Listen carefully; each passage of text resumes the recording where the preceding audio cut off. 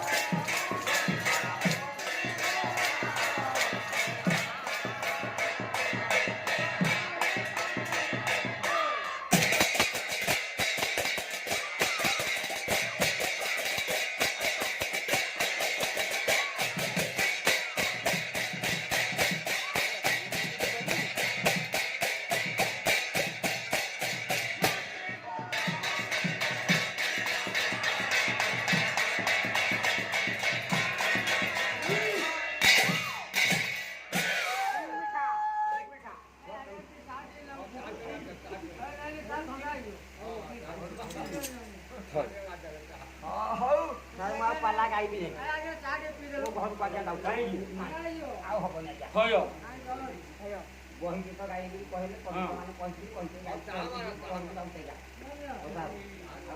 ଶୁଣ ବିଷୟ ଆଜି ଏଭଳି ଭାବରେ ପରିସ୍ଫୁଟ ଭାବ ନୈତିକତା ଆଧ୍ୟାତ୍ମିକ ଏବଂ ସାହିତ୍ୟ ଦର୍ଶନକୁ ନେଇକି ବହିଟିଏ କଣ ବହି ନା ମହାଭାରତ ଯୁଦ୍ଧର ପରିସମାପ୍ତି ହବାକୁ ଯାଇନି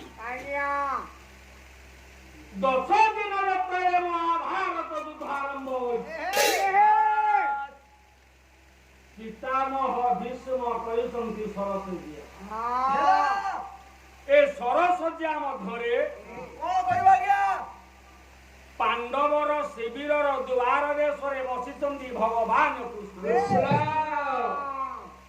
ପାଖରେ ବସି ଟିକେ ନା ସହଦେବ ଯେତେବେଳେ ସହଦେବ ଆଜି ବସି ଠିକ ଏହି ସମୟରେ ଏକ ନକ୍ଷତ୍ର ପୁଞ୍ଜ କରିଛି ପଚାରୁଛନ୍ତି ଭଗବାନ କୃଷ୍ଣ ସହଦେବ ଏ ନକ୍ଷତ୍ର ପୁଞ୍ଜ ଆଜି ପଡିବାର ତାତ୍ପର୍ଯ୍ୟ ଯୋଉଠି ଦେଖିବେ ଯୋଉ ଗାଁରେ ନକ୍ଷତ୍ର ପୁଞ୍ଜଟିଏ ପଡିବ ସେ ଗ୍ରାମର ବୟସ୍କ ଗୁଣୀ ଜ୍ଞାନୀ ପଣ୍ଡିତ ଆଉ ବିବେକୀ ମହତ ଯଦି ରାଜ୍ୟରେ ପଡିବ ରାଜାର ମୃତ୍ୟୁ ହବ ତେଣୁ ଯେତେବେଳେ ପାଣ୍ଡବର ଶିବିରର ଦ୍ୱାର ଦେଶରେ ପଡିଛି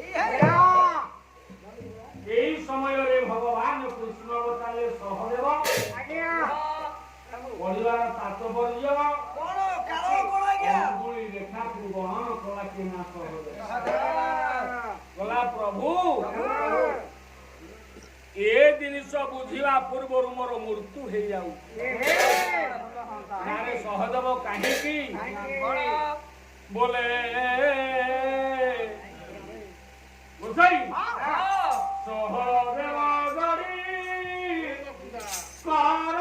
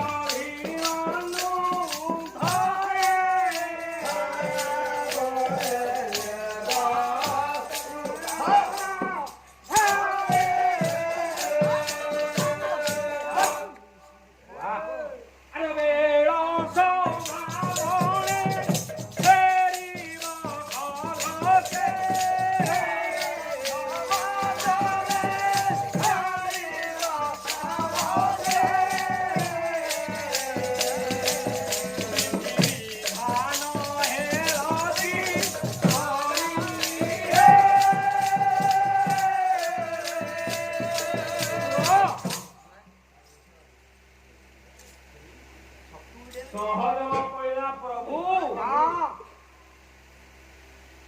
ସବୁ ଯାକର ଭିଲିଆନ ହଉଛୁ ତୁ କଣ ଭିଲିଆନ ନା ଏ ମର୍ତ୍ୟ ଲୋକକୁ ତୋର ଭଣଜା ନବା ପାଇଁ ଜଣେ ବ୍ୟକ୍ତି ଆସିଛି ନା କାହିଁକି ଆଇଛି ନା ଯେତେବେଳେ ଭୂମି ଭାର ନିବାରଣ କରିବା ସକାଶେ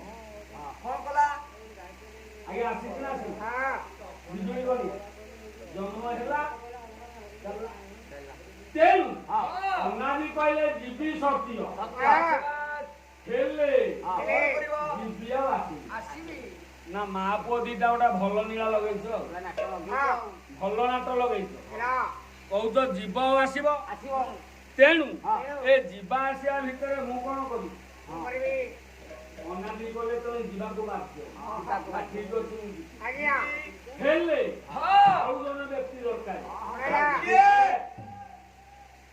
ନା ସିଏ ହଉଛି ରୋହି ଚନ୍ଦ୍ରଶ୍ରୀ ଚନ୍ଦ୍ରକ ସ୍ତ୍ରୀ ବାହାକୁ ଗଲେ କିଏ ନା ଭଗବାନ ବିଷ୍ଣୁ ଯେତେବେଳେ ଯାଇକି ପହଞ୍ଚିଲେ କହିଲେ ହେ ରୋହିଣୀ ତମ ସ୍ୱାମୀ ଚନ୍ଦ୍ର ମୋର ଆବଶ୍ୟକ ନା କଣ ଆବଶ୍ୟକ ନା ତମ ସ୍ୱାମୀ ଚନ୍ଦ୍ର ଆଜି ଚନ୍ଦ୍ରଙ୍କର କୌଦ କଳା କରିବି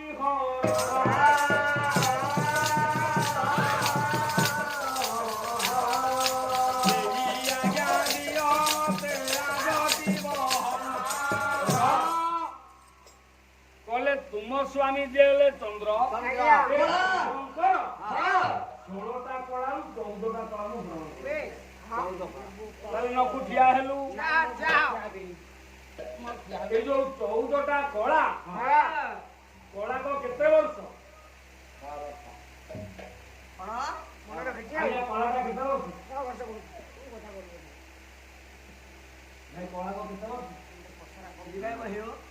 কলাক গোটিয়ে বর্ষ পয়সা নেবে মো ভাই সর্বত মানে কহিবে মু কহিবি শিখি যাবো আরে শুন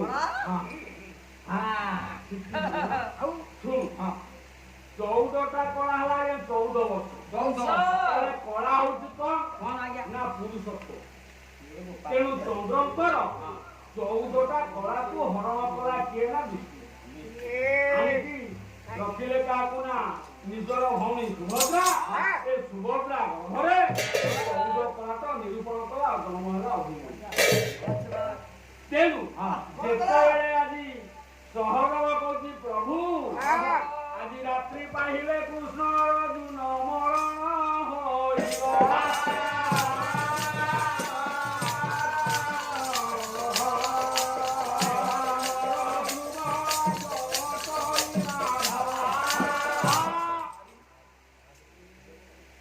ନା ନିଶ୍ଚିତ ମଉସା କଣ ହେଲା 14 କଳା ହରଣ କରିକି ସହଦେବ କହିଲା ହେ ପ୍ରଭୁ ଯଦି ରାତି ପାଇଲେ ତ ଭଣଜା ମରିବ ଚମୁକିଲେ ଭଗବାନ କୃଷ୍ଣ ସହଦେବ ତୁ କଣ କହୁଛୁ ମୋ ଭଣଜା ମରିବ ନା ଭଣଜା ଯଦି ନ ମରିବ ତେଣୁ ରାତି ପାଇଲେ କୃଷ୍ଣ ଅର୍ଜୁନ ମରଣ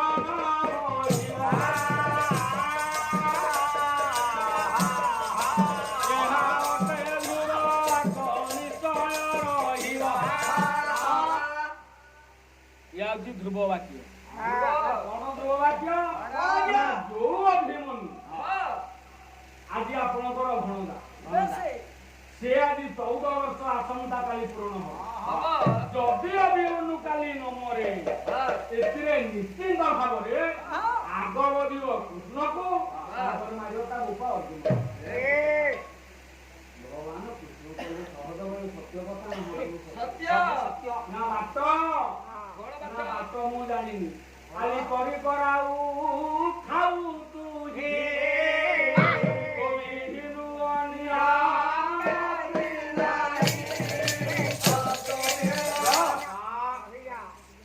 ବୋଲା ତୋ ବିନା ପରିବାର ବସିଲା କେହି ନାହିଁ ତେଣୁ ମୁଁ ହିଁ ଏକମାତ୍ର ସାହସ ଏ କଥାକୁ ନେଇ ଯେତେବେଳେ ସହଦେବ ଏ କଥା କହିଲା ଭଗବାନଙ୍କୁ କହି ସହଦେବ ପୁର ମଧ୍ୟକୁ ପ୍ରବେଶ କରି ପ୍ରବେଶ କରିବା ଭିତରେ ଏକାକୀ ଭାବରେ ବସିଛନ୍ତି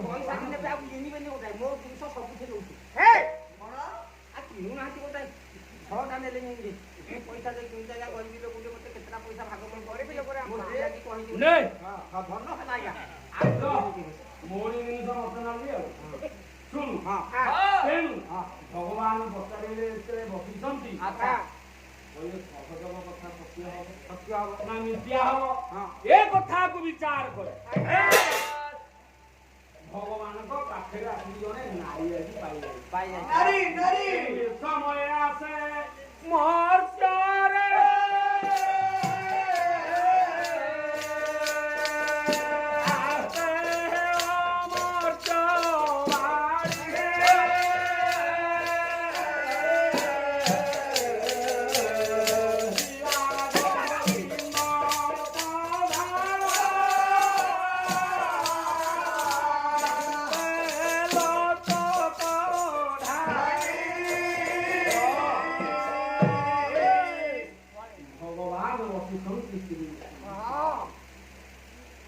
ପାଦ ତଳେ ଆସିକି ରୋହିଣୀ ଆଜି କାନ୍ଦୁ ହେ କୃଷ୍ଣ ଯେତେବେଳେ ମୋ ସ୍ୱାମୀ କି ମୋ ଠାରୁ ଛଡେଇକି ଆଣିଲ 14 ବର୍ଷ ପୂରଣ ହେଲେ ମୁଁ ତମ ସ୍ୱାମୀ ତମକୁ ଫେରେଇବି। ହେଲେ ପ୍ରଭୁ ଆସନ୍ତା କାଲି ହେଉଛି 14 ବର୍ଷ ପୂରଣ। ବିଷ୍ଣୁ କହିଲେ ହେ ରୋହିଣୀ ମୋ ଭଉଣୀ ହେଲା ସୁଭଦ୍ରାର ହାତରୁ କିଭଳି ଭାବରେ ମୁଁ ପୁଅକୁ ଛଡେଇକି ନେଇଯିବି ହାତକୁ ଯୋଡ଼ି ଦେଲା ରୋହିଣୀ। ପାଣ୍ଡବଙ୍କୁ ଦେବ ଧର୍ମ ରାଜ୍ୟ କରିଥ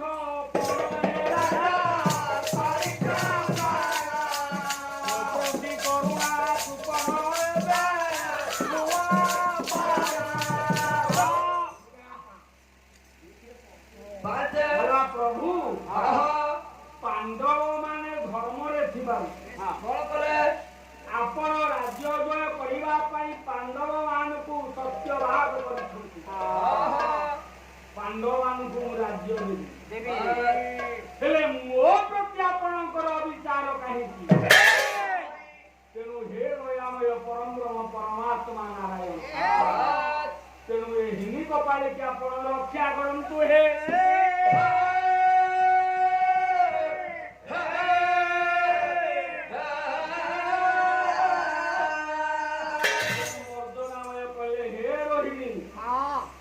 ତୋ ସ୍ୱାମୀ ସତ୍ୟ ଭାବରେ ଯିବ ହେଲେ ଗୋଟିଏ ବାଟ କରିପାରିବୁ ନା ବାଟ କଣ ପ୍ରଭୁ ନା ଯେତେବେଳେ ଅଭିମନ୍ୟୁ ଯୁଦ୍ଧକ୍ଷେତ୍ରକୁ ଯିବ ତା ସ୍ତ୍ରୀ ହେଲା କେ ନା ଉତ୍ତରା ଅଭିମନ୍ୟୁ ସ୍ତ୍ରୀ ଆଜ୍ଞା ତେଣୁ ଉତ୍ତରା ଯେତେବେଳେ ଫୁଲମାଳ ଧରି ଫଟୋରେ ଦବ ସେଇ ସମୟରେ ଯଦି ଫୁଲମାଳଟାକୁ ଛଡେଇକି ତୁ ନେଇଯିବୁ ତାହେଲେ ଅଭିମନ୍ୟୁ ତୋର।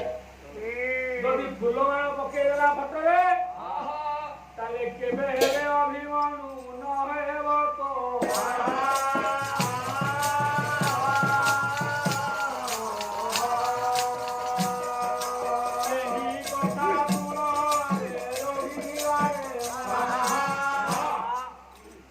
ଏ କଥାକୁ ଶୁଣି ରୋହିଣୀ କଲା ପ୍ରଭୁ ସତ୍ୟ ସତ୍ୟ ସତ୍ୟ ସତ୍ୟ ସତ୍ୟ କଲା କେ ନା ରୋହିଣୀ ଯେତେବେଳେ ସତ୍ୟ ସତ୍ୟ କରିଛି ତେଣୁ ଠିକ ଏଇ ସମୟରେ ଧୀରେ ଧୀରେ ଭାବରେ ରାତ୍ର ଆଜି ହୋଇଆସେ। ରାତ୍ରଟା ଆଜ୍ଞା ହୋଇଆସି ରାତ୍ର କେମିତି ହେଲା କରିବର ରାଧାନାଥ ରାୟ କଣ କେମିତି ରାତି ହେଲା କଣ କେମିତି ହେଲା ଆଜି ନଗରରେ କ୍ରମେ ରୁଦ୍ଧ ହୋଇଗଲା ଦ୍ୱାର ମାନଙ୍କର ବାଟ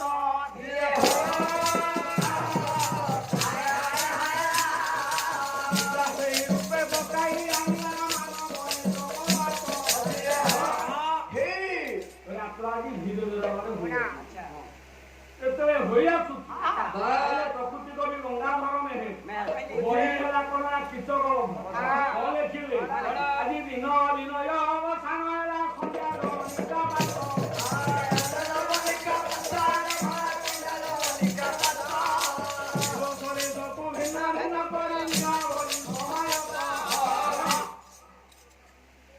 ଦିନର ବିନୟ ସରିଯାଇଛି କୃଷ୍ଣଙ୍କର କାର୍ଯ୍ୟକଳାପ ସରିଯାଇଛି ରାତ୍ରରେ ରାତ୍ର ତ ରାତି ପହଞ୍ଚିଲା ପ୍ରଭୁ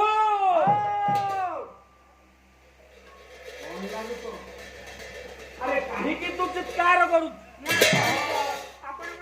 କଣ ହେଲା ପ୍ରଭୁ? ମୁଁ କିଛି ଜାଣିନି। ଅଦ୍ଭୁତ କଥା କଣ ଆପଣ ସାଙ୍ଗେ ସାଙ୍ଗେ ଦୂତ କହୁଛି ହେ ଜଗଦୀଶ ନାରାୟଣ ଆଜି ଗଙ୍ଗା ନଦୀ ରଚିଛି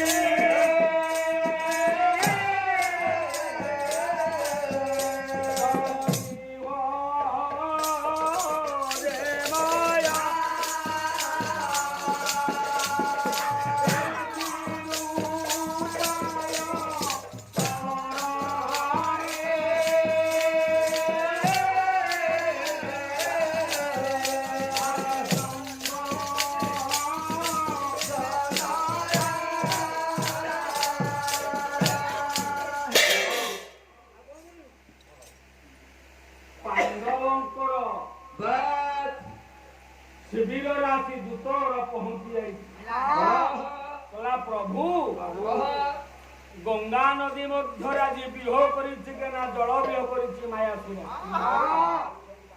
କାହିଁକି ଜଳ ବିହ କରିଛି ଏ ଜଳ ବିହକୁ ଭେଦ କରିବା ପାଇଁ ପାଣ୍ଡବ ମାନେ ମରିଗଲେ ତାହେଲେ ଆଜ୍ଞା ପାଣ୍ଡବ ଆଉ ମାୟାସୁର ସହିତ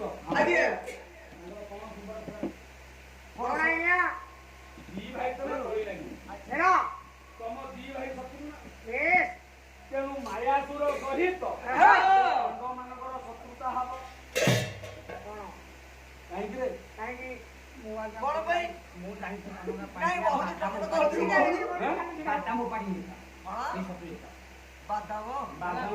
ଶତ୍ରୁ ହେଇଗଲା ଆରେ ଯେତିକି ମଣିଷ ସେତିକି ରହୁନି ନ ଜାଣିଛୁ ମତେ ପଚାରୁନୁ ଗୋପା ପାଣ୍ଡିଆ ତା ବାଦାମ ନେଇକି ଯାଇଥିଲା ମୁଁ ଦେଖିଛି କିଏ ନେଲା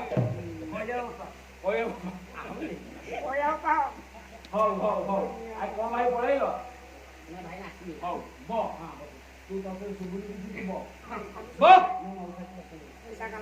ସେହି ସମୟରେ ଜଳ ବିରୋଧ କରିବା ପାଇଁ ହୋଇଛି କଣ ନା ଯେତେବେଳେ ବିରାଟ ରାଜାକୁ ପୁରକୁ ଯିବା ପାଇଁ ପାଣ୍ଡବ ମାନେ ବାହାରିଲେ ବହି ଆଜ୍ଞା ଗୀତ ଆଜ୍ଞା ସବୁ ପ୍ରକାର ଆମେ ଖାଉଛୁ ଚୂନ ପଇଲା ହଇଲ ପଇଲା ମିଠା ପଇଲା ଟିକେ ବୋତଳ ଗୁଣ୍ଡି କିଏ ହଉଛି 100 ପଡୁଛି କିଏ ଶିବା ଖାଉଛି ସବୁ ଟିକେ ପଇଲେ ମାନେ ସ୍ୱର ଲାଗୁଛି ତେଣୁ ସବୁ ପ୍ରକାର ପୁରାଣକୁ ଏକାଠି କରିକି ମିଶେଇକି ଚକଟେଇଲେ ଲାଗିବ ଛୁଆ ଗୋଟିଏ ବାଟରେ ପଳେଇବି ଶିକ୍ଷା ଜିନିଷ ତେଣୁ କାହିଁକି ଜଳ ବିବାହ ଭେଦ କରିବା ପାଇଁ ମାୟାସୁର ପାଣ୍ଡବ ସହିତ ଯୁଦ୍ଧ ବଜେଲା କୀଚକ ପାଣ୍ଡବ ମାନେ ସବୁ ଯାଉଛନ୍ତି ଅଜ୍ଞାନ ଅସ୍ତ୍ର ଶସ୍ତ୍ର ମାନ କୋଉଠି ଥୋଇବେ ଏ କଥାକୁ ବିଚାର କରି ପାଣ୍ଡବ ମାନଙ୍କର ମନ୍ତ୍ରୀ ହେଲା କେନା ସହଦେବକୁ ପଚରା ଗଲା ବର୍ତ୍ତମାନ ଆମର ଅସ୍ତ୍ର ଶସ୍ତ୍ର ଥୋଇବା କୋଉଠି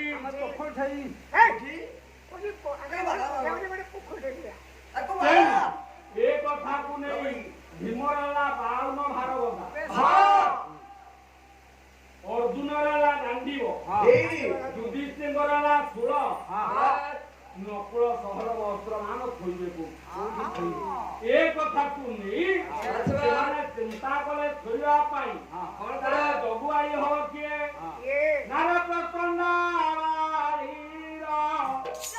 ଗର୍ବନି କର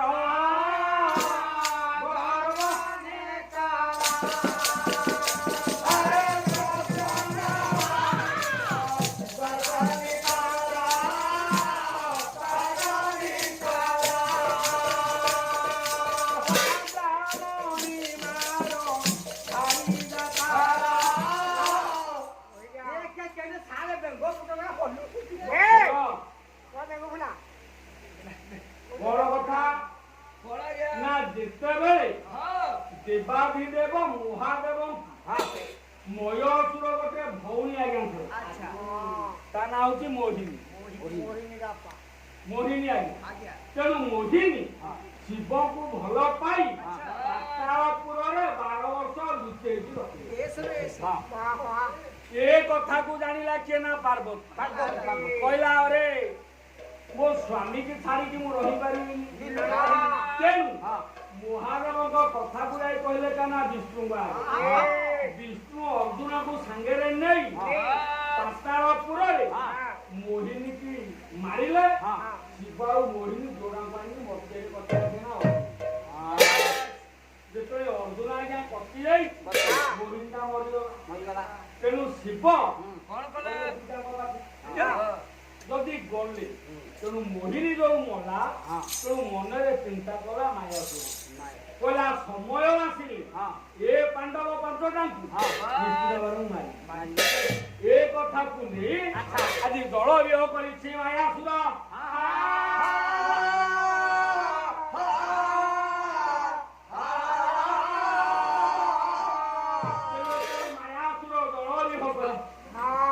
ଏପଟେ କୃଷ୍ଣ ଆଉ ଅର୍ଜୁନ ସମସ୍ତ କଥା ଶୁଣି ଯିବା ପାଇଁ ବାହାରିଛନ୍ତି। ଜଳବିହ ଭେଦ କରିବେ କୋଉଠି ନା ମାୟାସୁର। ଏପଟେ ମାନବଲିଙ୍ଗ ଦୁର୍ଯୋଧନ ଧାର ଧାର ଲୋକ ମଧ୍ୟରେ ଡାକିଲା ମାମୁ ଶକୁନି। ମାମୁ କଣ କହୁଛ କୁହ। ଯାହାର ଆଣ୍ଟ କରିକି ଯାହାକୁ ମୁଁ ଆଜି ରଥି କରିଥିଲି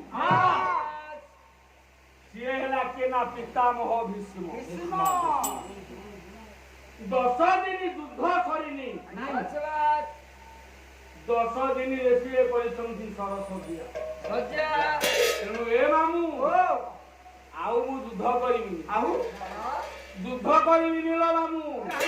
ଅସୁବିଧା ହେଲା ଲେଖିଲେ ଢେଙ୍କାନାଳିଆ କବି କଣ କବି ବୈଷ୍ଣବ ଏ ବୈଷ୍ଣବ ପାଇଁ ଲକ୍ଷ୍ମୀକାନ୍ତ ମହାପାତ୍ର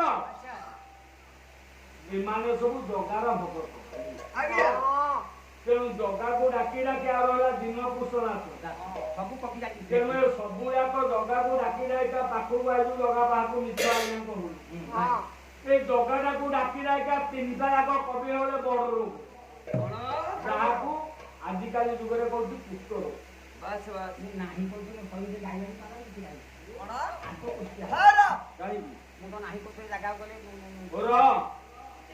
ତେଣୁ ସେଇ ଗଣକବି ବୈଷ୍ଣବ ପାଇଁ ଗୋଟିଏ ବର୍ଗ ଲେଖିଲେ ହାତକୁ ଦୋଳି ଦେଇଛି ଶକୁନି ପାଖରେ ଏ ମାମୁ ଆଉ ମୁଁ ଯୁଦ୍ଧ କରିବି କଣ ଲେଖିଲେ ଗଣକବି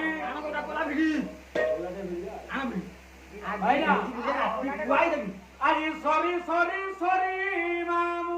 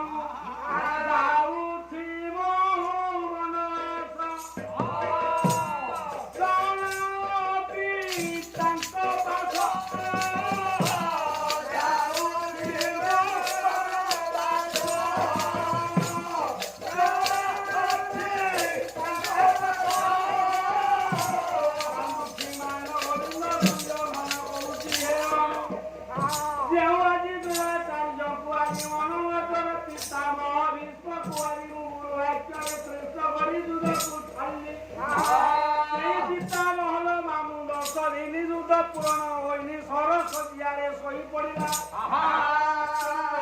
ମୁଁ କଣ କରିବି ଆଜି କିଛି ବୁଦ୍ଧି ହାତ ଦିଶୁନି।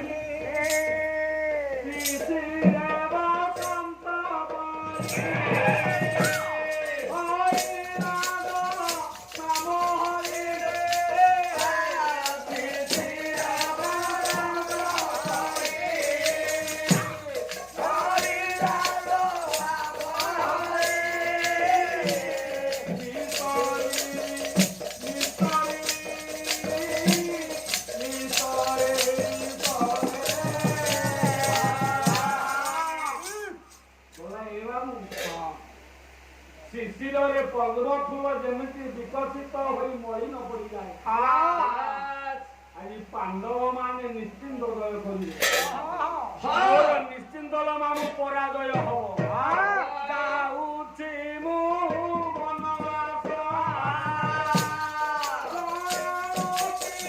ତାଙ୍କ ଦାସ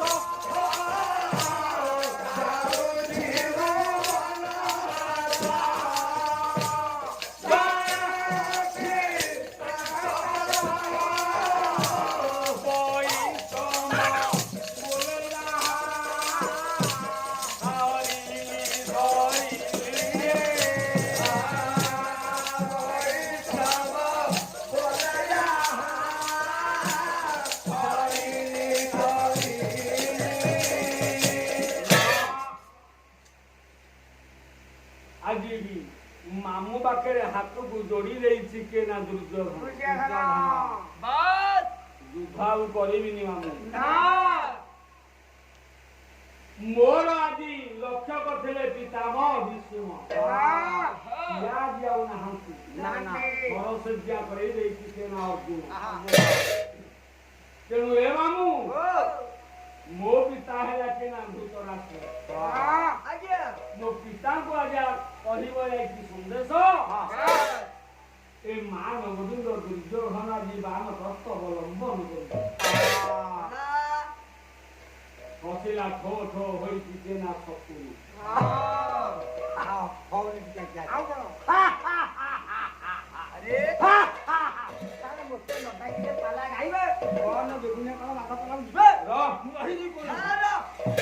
ହସିଲା ଠୋ ଠୋ ହେଇକି କେ ନା ଶକୁନି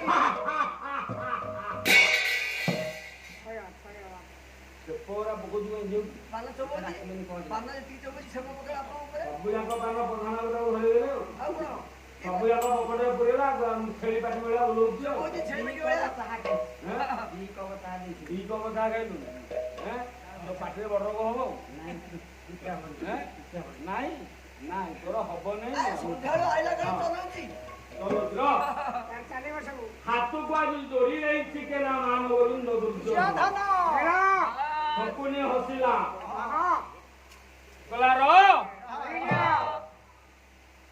ସଂସାରରେ ଜଣେ ଯେତେବେଳେ ସମସ୍ତ ଜୀବନ ହେଇଯିବ ଜଣେ ଲୋକର ଦ୍ୱାର ଆଜି ସିଏ କିଏ ନା ତୋର ଗୁରୁ ହେଲା କିଏ ନା ଦ୍ରୋଣାଚାର୍ଯ୍ୟ ତାରି ତାହାକୁ ଯା ରକ୍ଷା କରିବା ଆଉ କେହି ରକ୍ଷା କରିବେ ଗଲା ସତ୍ୟ କଥା ମୋ ଗୁରୁ ତ ରଖିବ ନା ତୋ ଗୁରୁ ରଖିବ ଯାଇକି ପହଞ୍ଚୁଛି ଗୁରୁଙ୍କ ପାଖରେ ଆଜି ଗୁରୁଙ୍କର ପାଦ ତଳେ ମନ ପ୍ରାଣକୁ ନିବେଶ କରି ନେଇଛି କିଏ ନା ମାନ ଗୋବିନ୍ଦ ଦୁର୍ଯ୍ୟୋଧନ ଗଲା ହେ ଗୁରୁ ଆଜି ଘେନ ଘେନ ଘେନ ହେ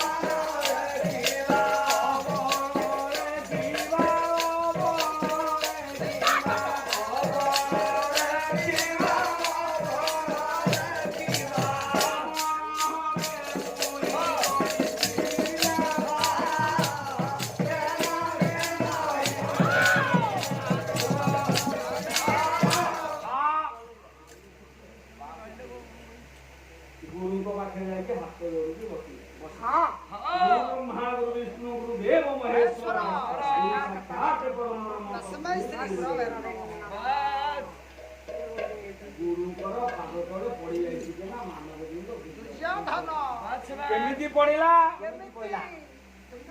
अरे गुरुंग पाद तले पड़िबो अरे गुरुंग पाद तले केमिति पइला ଆମର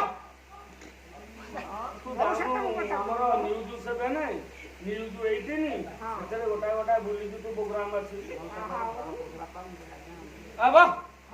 ତେଣୁ କେମିତି ଗୁରୁଙ୍କ ପାଦ ତଳେ ପଡିବ? ଦଣ୍ଡ ପ୍ରଣାମ।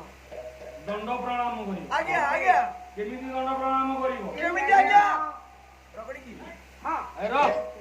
କେମିତି ହବ? କେମିତି ଆଜ୍ଞା? ପ୍ରାକ୍ଟିକାଲ କରିବାକୁ ପଡିବ। ତାକୁ ଦେଖାନ୍ତୁ ଆଜ୍ଞା। କେମିତି ପଡିବ?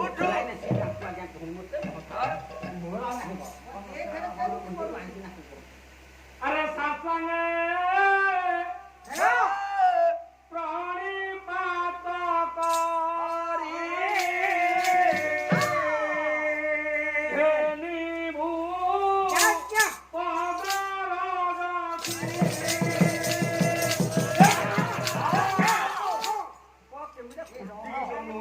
ଖାଲି ଥାଟିକି କର।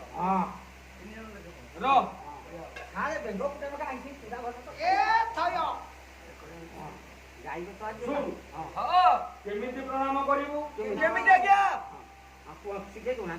ଶିଖେଇବି। ରହ ବସିଲୁ। ବସେ। ଆଉ ବସିବନି। ଉଠ। ଗୁରୁ ଅଛନ୍ତି ଆଗରେ। କେତେ କାହିଁ ରହିବୁ? ଗୁରୁ ହବ। ଇଏ ଗୁରୁ ହେଇଯିବ। ତୁ ଗୁରୁ ହେଇକି ମୁଣ୍ଡିଆ ମରା ଖାଇବୁ। କଣ ହବ? ରାଣ୍ଡ ହେଇକି ବୁଲି। ରାଣ୍ଡ ହବୁ। ତୁ ହବୁ।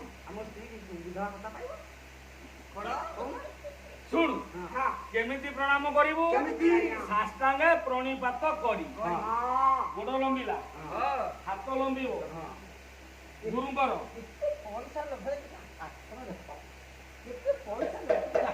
କଣ ପଇସା ଲବୁ? ଶୁଣୁ ପ୍ରଣିପାତ କରିବୁ। ହାତ ରହିବ ଆଗକୁ, ଏ ହାତ ରହିବ ଆଗକୁ। ଗୁରୁଙ୍କ ପାଦ ଥବ। କଣ ହେଲା? ମୁଣ୍ଡ ଥଣ୍ଡା ହେଲା ମୋର। ହେଲା ସାଷ୍ଟାଙ୍ଗ ପ୍ରଣିପାତ। ଇଏ ଗଲା ଆଜ୍ଞା ଗୋଟିଏ ଗୋଟିଏ ଯୁଗରେ ସାଷ୍ଟାଙ୍ଗ ପ୍ରଣିପାତ ଗଲା। ଏବେ ଆଉ ଅଛି? ଆଉ ଗୁରୁ ନାହାନ୍ତି। ତେଣୁ ଗୁରୁ ହଇବେ ପଣ ପଣ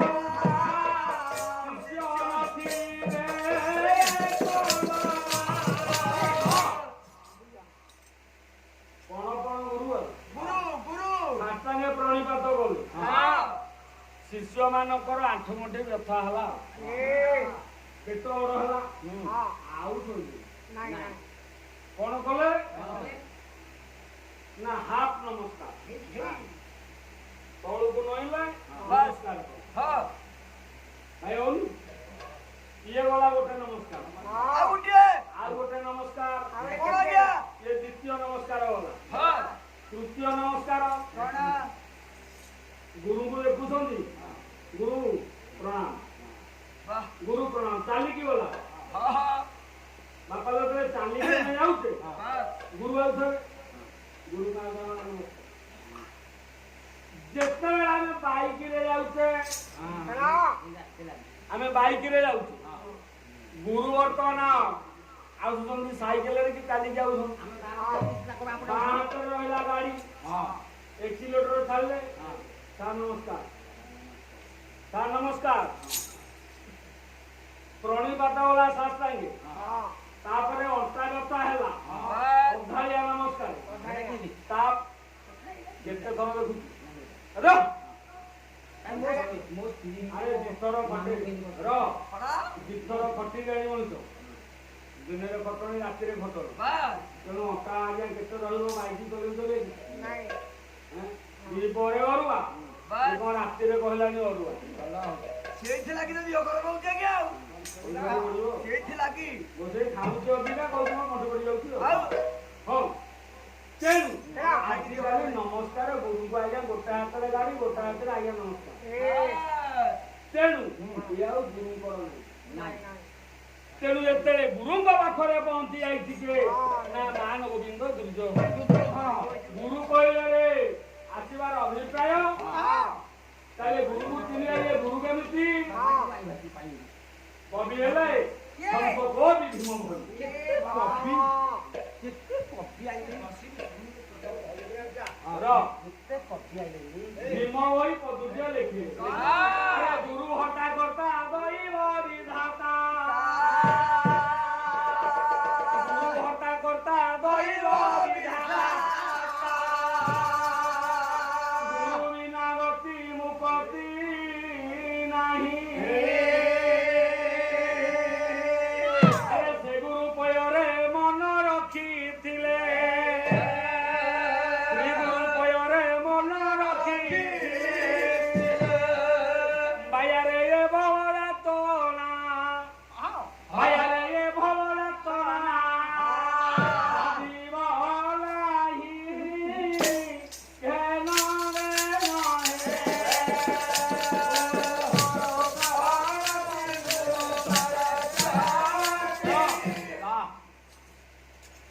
ଗୁରୁ ହତା କଥା ରହିବ ବିଧାତା ଗୁରୁ ବିନା ମୁକ୍ତି ନାହିଁ ତେଣୁ ଗୁରୁ ଯଦି ଚାହିଁବେ ମାନବ ଦିନ ଯିବେ ମଲା ତେଣୁ ଏ କଥାକୁ ନେଇ କହିଲେ ନିଶ୍ଚିତ ଭାବରେ ମୁଁ ଯୁଦ୍ଧ କ୍ଷେତ୍ରରେ ହେବି ତେଣୁ ହେ ମାନବ ବିନ୍ଦ ଦୁର୍ଯୋଧନ ତୋର କିଛି ଭୁଲ ନାହିଁ ରେ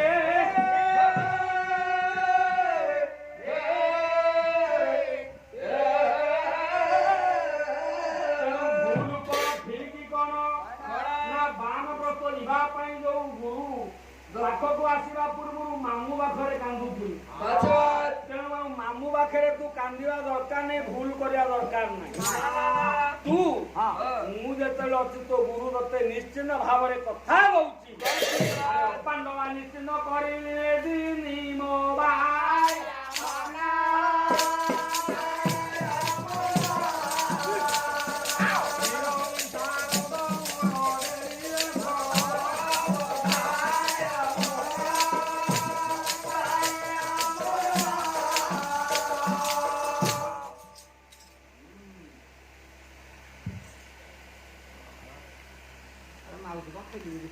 Come on.